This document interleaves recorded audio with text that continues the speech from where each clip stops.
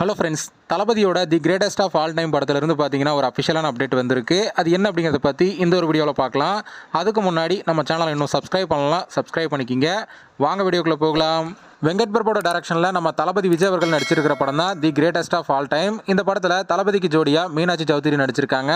அது மட்டும் இல்லாமல் முக்கியமான கதாபாத்திரங்களில் ஆக்டர் பிரசாந்த், பிரபுதேவா, அஜ்மல், மைக் மோகன், யோகி பாபு இது போன்ற மிகப்பெரிய நட்சத்திர பட்டாளமே இந்த படத்தில் நடிச்சிட்டு வராங்க.